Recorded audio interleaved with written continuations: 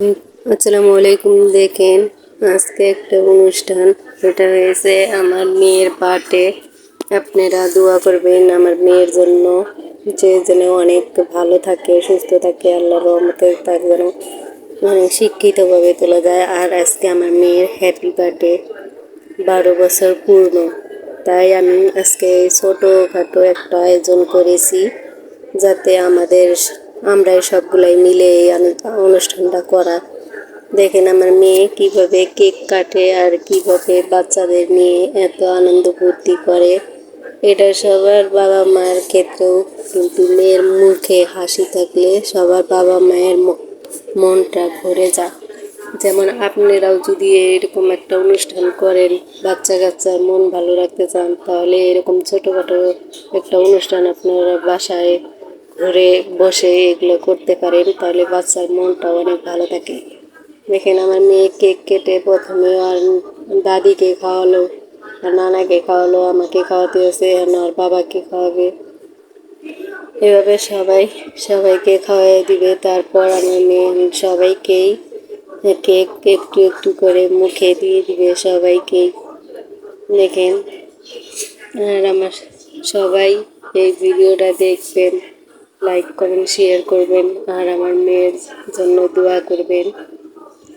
এই অনুষ্ঠানটা করা মূলত কাহিনী, মেয়ের অনেক দিনের স্বপ্ন, আশা ছিল যে আমার জন্মদিন পালন করতে হবে, কিন্তু আমরা করতে চাইনি। এখন মেয়ের মুখে দিকে তাকিয়ে এই অনুষ্ঠানটা করা, যাতে মেয়ের মনটা ভালো থাকে, মনের এই আনন্দটা পায় সব বাচ্চা কাচ্চা মিলে।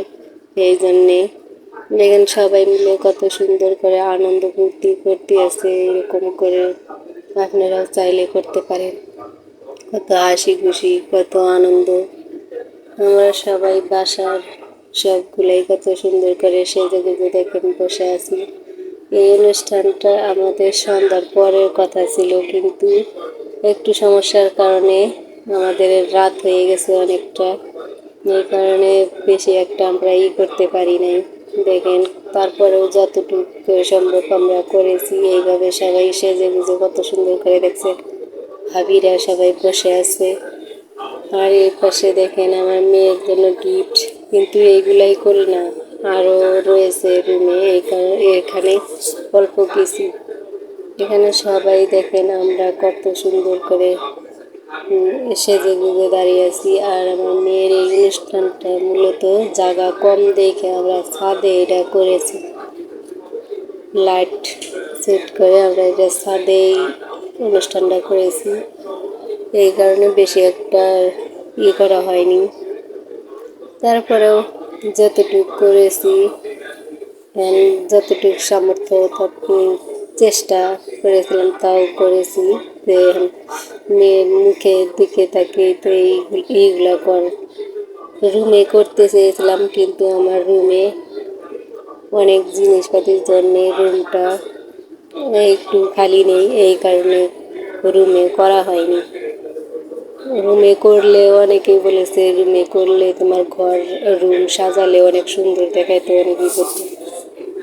আমি বলছি যে না, এটা রুমে করা যাবে না, কারণ যেহেতু আমরা লোক অনেকগুলা, কেউ দেখতে পারবো কেউ পারবো না, এরকম ভালো লাগে না। এই জন্যে আমরা এটা ছাদেই করেছি, যাতে সবাই আমরা এগুলো দেখতে পারি।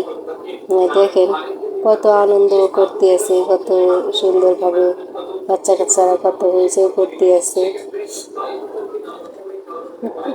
দেখেন আমার মেয়ে সবাইকে একে একে সবাইকে খাওয়ানো হচ্ছে। আর ওই ডেক্সিতে আমরা শুধু বিরিয়ানি পাকাইছি, গরুর মাংস দিয়ে বিরিয়ানি রান্না করেছি এই অনুষ্ঠানে।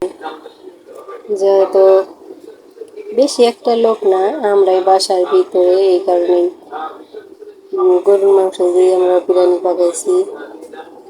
বাবুর্চি এনে আমরা পাকিয়েছিলাম, এই জন্যে আমাদের এইটা আরও সন্ধ্যা হয়ে গেছে।